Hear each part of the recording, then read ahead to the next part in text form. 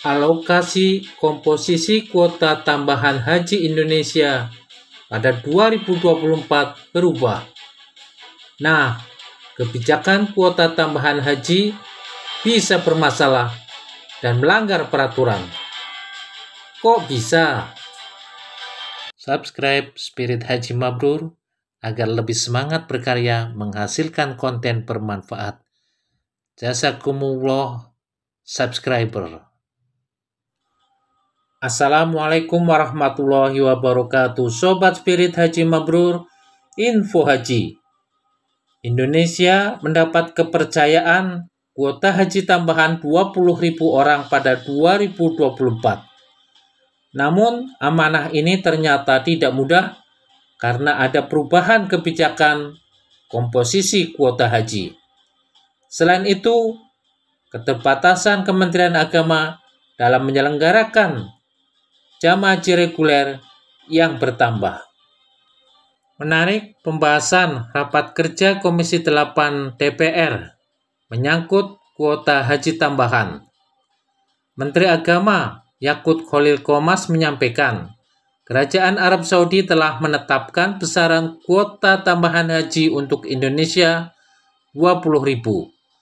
Namun, ternyata komposisi kuota 50% untuk kuota haji reguler dan 50% untuk haji khusus. Padahal dalam rapat penetapan BPIH 2024, sesuai Undang-Undang Penyelenggaraan Ibadah Haji dan Umroh, komposisi tambahan kuota 92% untuk jamaah haji reguler dan 8% untuk haji khusus. Namun, komposisi kuota haji 2024 yang ditetapkan melalui Kepres berubah dengan berbagai alasan seperti yang disampaikan Menteri Agama. Yang pertama, penyesuaian komposisi kuota tambahan dan penggunaan nilai manfaat. Poin pertama, besaran biaya penyelenggaraan ibadah haji tahun 1445 Hijriah 2024 Masehi telah ditetapkan dengan keputusan Presiden nomor 6 tahun 2024 pada tanggal 9 Januari 2024. Poin nomor 2, saat pembahasan dan penetapan BPIH 1445 Hijriah 2024 Masehi masih menggunakan asumsi kuota tambahan dengan komposisi 18.400 atau 92% jemaah haji reguler dan 1.600 atau 8% untuk haji khusus, sehingga besaran kuota haji reguler 221.720 jamaah dan haji khusus sebanyak 19.280 jamaah. Yang ketiga, besaran kuota tambahan telah ditetapkan oleh pemerintah Kerajaan Arab Saudi sejumlah 20.000 jamaah dengan distribusi alokasi kuota sebesar 10.000 untuk jamaah haji reguler atau 50% dan 10.000 untuk jamaah haji khusus 50%. Besaran kuota haji tahun 1445 Hijriah 2024 Masehi berubah menjadi 213.320 jamaah haji reguler dan 27.680 jamaah haji khusus. Yang keempat, penyesuaian komposisi kuota tambahan menjadi 50% banding 50% dengan mempertimbangkan aspek keselamatan dan kenyamanan jamaah haji antara lain. Yang pertama, daya tampung asrama embarkasi. Kami laporkan yang pertama, kapasitas beberapa asrama haji belum memadai untuk menampung jumlah jamaah yang cukup besar setiap harinya. Sementara proses Customs Immigration Quarantine atau CIQ jemaah haji reguler dilaksanakan di asrama haji. Kekurangan daya tampung seperti di asrama haji Bekasi, saat ini daya tampungnya sebesar 1.782 tempat tidur atau maksimum 4 kloter per hari. Begitu juga kapasitas asrama haji Batam, Pondok Gede, Solo, dan Surabaya. Apabila kuota haji reguler bertambah cukup besar, akan menambah jumlah kloter perharinya sehingga berpotensi kesulitan dalam sirkulasi keluar dan masuk jamaah haji di asrama haji akibat kelebihan kapasitas. Yang kedua, proses CIQ jemaah haji khusus langsung dilaksanakan di bandara sebagaimana penumpang reguler. Hal ini berbeda dengan jamaah haji reguler yang pelaksanaan CIQ di asrama haji, sehingga isu kapasitas daya tampung keberangkatan untuk jamaah haji khusus relatif tidak ada. Yang kedua, kepadatan di Mina. Poin pertama, pengalaman pada pelaksanaan haji tahun lalu, penambahan kuota 8.000 tanpa menambah space yang tersedia berdampak pada peningkatan kepadatan di tenda-tenda Mina. Kedua, zonasi penempatan untuk jamaah haji khusus dengan harga yang lebih mahal masih cukup memadai dengan penambahan kuota sebesar 10.000 jamaah. Yang ketiga, keterbatasan akomodasi di Madinah. Pertama, proses kedatangan jamaah haji Indonesia di Arab Saudi sesuai dengan Talimatul Hajj melalui dua bandara, yaitu Bandara King Abdul Aziz di Jeddah dan Bandara Prince Muhammad bin Abdul Aziz di Madinah. Pada kedatangan gelombang 1 di Madinah, apabila kuota haji reguler bertambah cukup banyak dengan kondisi jumlah hotel di wilayah Markaziyah tidak bertambah, sementara kondisi di luar Markaziyah banyak terjadi pembongkaran hotel, maka ini berpotensi menyulitkan dalam pengaturan sirkulasi penempatan jamaah di Madinah. Yang kedua, untuk jamaah haji khusus, kondisinya berbeda mengingat sebagian besar jamaah haji khusus tidak melaksanakan arba'in, sehingga isu sirkulasi penempatan jamaah haji khusus relatif kecil. Yang keempat, keterbatasan petugas haji. Pertama, tambahan kuota haji tahun 1445 Hijriah 2024 Masehi tidak dibarengi dengan peningkatan kuota petugas haji. Kuota petugas dalam MOU yang ditandatangani pada tanggal 7 Januari 2024 sejumlah 2.210 dan baru ada penyesuaian jumlah petugas saat kunjungan delegasi Kementerian Haji Arab Saudi pada tanggal 26 Februari 2024 menjadi sebanyak 4.200. Namun jumlah ini merupakan kuota petugas untuk kuota jamaah 221.000 atau kuota haji reguler 203.320 jamaah.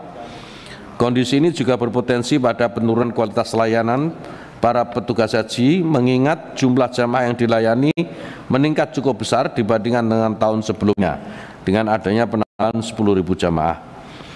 Yang kedua, kuota petugas haji khusus diambil dari kuota jamaah haji khusus dengan menyesuaikan besaran kuota jamaahnya. Setiap 45 jamaah haji khusus mendapat alokasi 1 orang kuota petugas penanggung jawab PIHK, 1 orang kuota petugas pembimbing ibadah haji khusus, dan 1 orang kuota petugas kesehatan. Sehingga kualitas pelayanan para petugas relatif tidak terpengaruh dengan bertambahnya jumlah jamaah yang dilayani.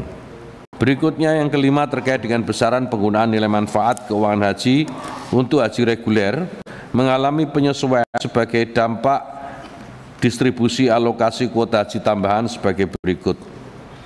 Poin A, besaran nilai manfaat pada saat raker antara Komisi 8 DPR RI dengan Menteri Agama tanggal 27 November 2023 adalah 8.440.638.567 rupiah. Besaran penggunaan nilai manfaat ini dengan asumsi besaran kuota haji reguler sebanyak 221.720. Besaran nilai manfaat berubah menjadi 7.882.182.077.607 rupiah atau terjadi penurunan sebesar 313.858.560.960 rupiah sebagai dampak penyesuaian besaran kuota jamaah haji reguler sebanyak 213.320. Poin C, besaran rata-rata penggunaan nilai manfaat per jamaah tetap sebesar Rp37.364.114. Jadi sebenarnya perubahan komposisi jamaah haji reguler dengan jamaah haji khusus, apa benar karena ada kebijakan Arab Saudi atau berbagai kendala yang disampaikan Menteri Agama? Alasan berbagai kendala bukankah sudah dipahami jajaran Kementerian Agama? Atau apa kewalahan menangani tambahan kuota jamaah haji reguler? Alasan Menteri Agama untuk perubahan komposisi kuota jamaah haji pada 2024 ini mengundang komentar tajam dari anggota Dewan karena dinilai melanggar keputusan dan Kepres BPIH 2024. Mengapa sebelumnya Menak tidak menyampaikan kebijakan Saudi dan berbagai alasan lainnya.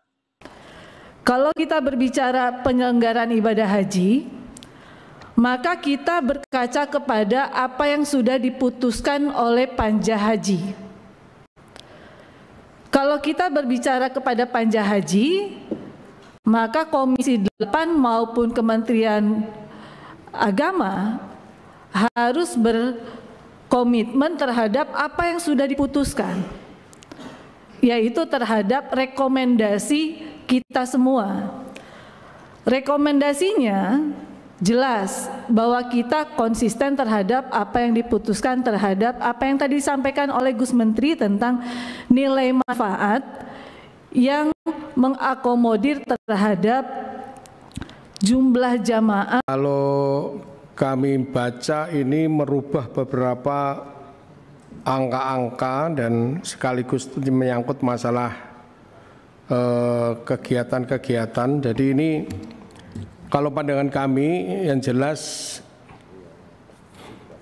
ini tidak bisa kita selesaikan secara di sini saja. Memang kita perlu untuk manggil yang namanya BPKH yang kaitannya dengan pendanaan, termasuk juga apakah ini penyediaan kontrak-kontrak yang sudah dilaksanakan. Perubahan-perubahan di berbagai poin, termasuk kuota yang berubah, termasuk anggaran BPIH yang berubah, maka ada dua hal yang menurut kami kita melanggar.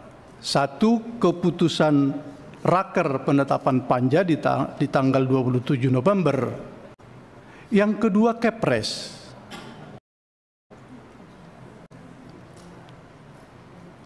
Keputusan kita yang menyebutkan bahwa kuota haji 241.000 jemaah dijadikan 221.720 menjadi reguler dan 19.280 orang menjadi haji khusus, itu berubah total. Itu keputusan Panja yang sama-sama kita tanda tangani.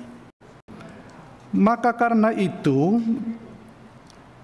Pak Pimpinan, Pak Ketua,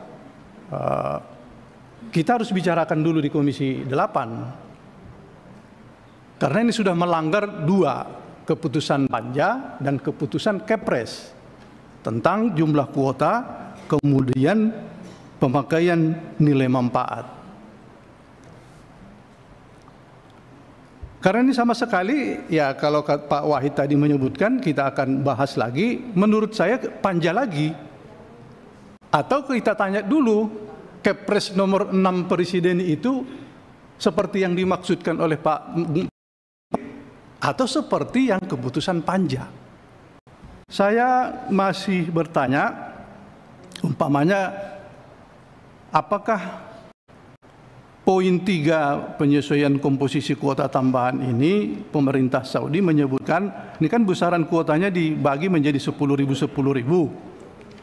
dengan alasan daya tampung asrama haji embarkasi, kepadatan di Mina, akomodasi di Madinah, keterbatasan petugas haji. Apakah poin-poin ini juga diputuskan oleh kerajaan Saudi?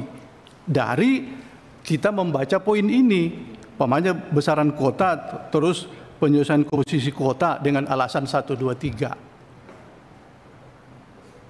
Jadi untuk kelanjutan ini Pak Ketua, pimpinan dan para anggota, nanti kita akan rapatkan dulu di internal Komisi 8, langkah kita berikutnya seperti apa.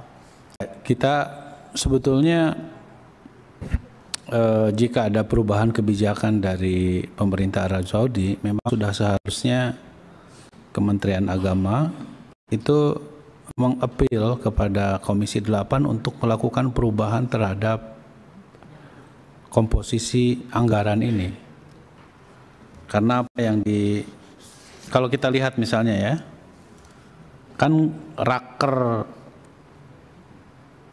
pada tanggal, ini saya tegaskan ya, tanggal 27 November 2023, kuota reguler kita 220, kemudian kuota haji khusus itu 19.220.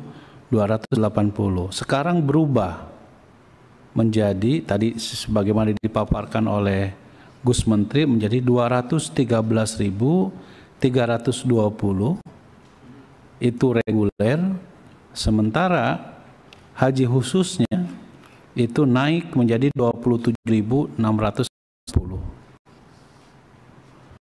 Perubahan terutama haji reguler ini semua pasti berimplikasi terhadap anggaran. Kalau sudah berimplikasi kepada anggaran, berarti harus merubah terhadap kesepakatan yang ada di dalam rapat kerja yang telah disepakati pada tanggal 27 November. Tentunya perubahan ini perubahan yang ya seharusnya dikomunikasikan dari sejak awal kepada Komisi 8. Harus kita kembalikan kepada undang-undang tentang haji, bahwa setiap perubahan atau kebijakan terutama anggaran itu berimplikasi termasuk juga soal kuota. Saya masih ingat dulu ketika kita mendapatkan kuota tambahan 8.000 tahun yang lalu. Waktu itu seingat saya Pak Marwanto yang mengusulkan supaya udah diserahkan aja kepada haji khusus. Tapi waktu itu Kementerian Agama bersikeras bahwa kita harus kembalikan kepada undang-undang. Bahwa di dalam undang-undang disebutkan 92% haji reguler, 8% haji khusus.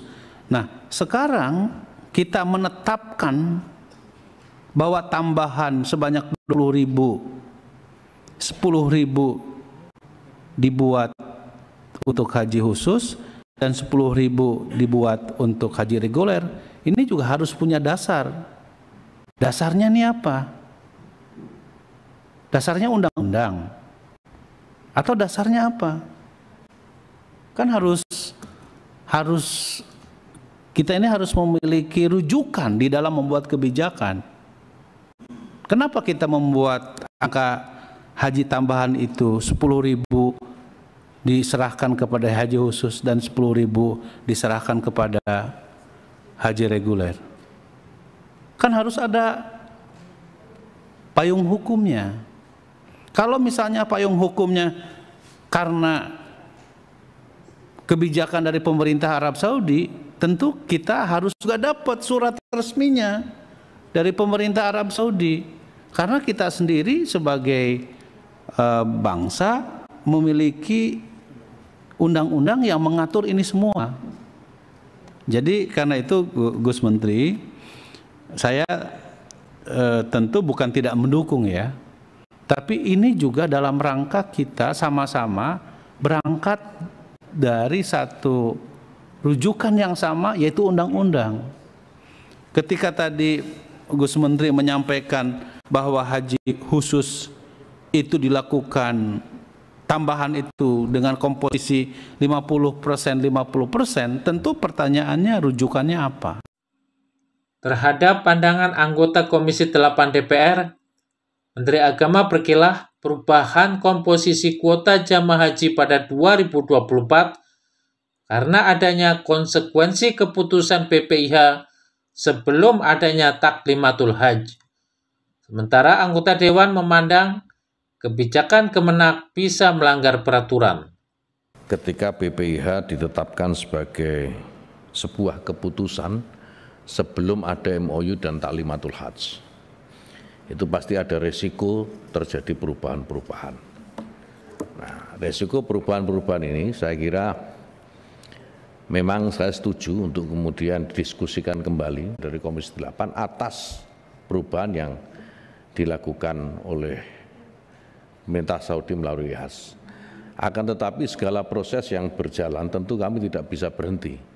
Segala proses kita akan lakukan juga secara simultan, jadi agar nanti jika memang harus ada panja lagi atau ada pembicaraan gabungan lagi bersama dengan BPKH, proses-proses yang lain juga tidak terhenti, terutama terkait dengan persiapan-persiapan layanan dan pelunasan-pelunasan pada haji reguler utamanya. Pelunasan biaya haji tahap 2 sebagaimana tadi dipertanyakan itu tidak bisa ditunda. Karena ini terkait dengan proses pemvisaan jamaah yang waktunya sangat terbatas. Pemerintah Saudi memberikan tenggat waktu untuk pemvisaan jamaah haji reguler ini sampai 20 Syawal. Ya, sampai 20 Syawal atau akhir April lah kurang lebih. Nah, karena situasi yang sangat mendesak seperti ini dan kebiasaan-kebiasaan kita itu biasanya setelah pemvisaan, setelah jamaah kita mendapatkan visa belum tentu berangkat. Itu terjadi dari tahun ke tahun dengan satu dan lain hal. Nah, tetap kemudian karena batasan yang diberikan oleh pemerintah Saudi sampai 20 Syawal ini, proses pemvisaan kami lakukan. Kali pertama setidaknya di periode ini memutuskan BPIH sebelum dilakukannya atau ditetapkannya MOU dan juga munculnya Talimatul Hajj. Tapi basisnya adalah mengenai surat ya dari Kementerian Haji mengenai kuota reguler atau kuota bagi jamaah haji Indonesia 221.000 yang diterima pada bulan Juli. Dan basis kita di situ. Nah, kemudian perlu kami sampaikan bahwa di dalam perkembangannya ada beberapa hal, termasuk juga hasil diskusi dan simulasi-simulasi yang dilakukan untuk komposisi yang paling tepat bagi jamaah haji Indonesia, khususnya di lapangannya. Sebetulnya izin Pak Menteri menyampaikan juga bahwa dari Saudi sudah meminta simulasi tanazul gitu ya, terkait dengan jumlah jamaah yang ada. Tetapi waktu itu kita masih belum menyepakati tanazul karena kami berpandangan bahwa kami sudah membayar juga di Mina. Kalau tanazulnya voluntary, ya ini kita kerugian juga bagi Indonesia. Nah, oleh karena itulah muncul diskusi-diskusi dan baru ada keputusan mengenai kuota pemisahan itu dengan approval 213.000 haji regulernya dan 27.000 untuk haji khusus belakangan. Nah, yang kedua, memang ini terkait juga dengan kondisi di sana dengan komposisi yang diputuskan oleh kita. Kami juga mengapresiasi karena Indonesia dinilai merupakan negara yang paling awal untuk melakukan kontrak, Pak, terhadap layanan untuk pemilihan tempat, dan itu kami lakukan alhamdulillah pada bulan Februari ya, Januari akhir sampai Februari untuk pemilihan tempat bagi jamaah haji Indonesia agar tidak ditempatkan di Mina Jadid. Saya ingat kita waktu itu kunjungan ke Saudi tanggal 4 sampai tanggal 12. Malah Ketua Komisi 8 ikut di MOU pada saat itu. Katakanlah itu tanggal 12. Pulang dari sana, kenapa tidak segera disampaikan tentang kebijakan itu di Komisi 8? Justru sekarang kita meminta, maka poin ini bukan usulan Pak Aceh. Kan nggak mengusul nih. Kita sebutkan mengusul kan Pak Menteri nggak mengusul ke kita kebijakan ini. Kebijakan penempatan 10.000 ini. Harapnya memutuskan aja, membuat kebijakan aja. Nah, itu. Tentu kita patut sayangkan itu waktu setelah dilakukan boleh MOU. interupsi nggak supaya nggak kemana-mana gitu, supaya lurus dulu. Jadi MOU itu menetapkan gelondongan 241.000. Jadi belum ada pembagian tuh ketika Ketua Komisi 8 ikut hadir penandatang gelondongan tuh Pak Marwan. Oke. Kemudian pembagian itu muncul di IHAJ di 26 Januari. 26 Januari kemarin. 10.000 reguler, 10.000 masuk haji khusus itu. Jadi supaya nggak salah. Jadi Ketua Komisi 8 juga nggak salah karena waktu itu bukan juga menyalahkan Komisi 8. Jadi waktu itu gelondongan belum ada keputusan pembagian 50-50. Gitu ya. 26 Januari kenapa tidak disampaikan ke sini, tidak diusul? Ini perubahan mendasar. merubah kebijakan dari keputusan Panja dan Kepres. Sudah ada 26 Januari. EHAS 26 Januari itu menjadi landasan kata Pak Aceh kebijakannya. Kenapa nggak disampaikan ke sini? EHAD-nya mana? Kasih dong di sini EHAD-nya. EHAD-nya mana? Kalau itu EHAD-nya tanggal 26, tanggal 27, tanggal 28 Januari, kenapa nggak disampaikan di sini? Karena ini penting dan mendasar. Tapi kan di sini kalimatnya beda lagi nih, karena daya tampung, kepadatan mina, dan lain-lain. Alasannya sudah beda-beda. Tapi oke lah, karena itu kebijakan. Kebijakan itu, kata Pak Aceh dasarnya apa? Karena ini melanggar undang-undang. Undang-undangnya seperti itu, mengatakan 8%. Dulu kita pernah mengusul, itu klausulnya, andaikan jamaah haji reguler tidak bisa memanfaatkan kuota ini, diberi kesempatan untuk haji khusus. Klausulnya begitu, bukan tiba-tiba dibagi dua. Selain manfaat mengurangi antrean jamaah haji, di sisi lain, Spirit Haji Mabrur telah banyak mengupas mudarat kuota tambahan haji jika tidak terkelola dengan baik.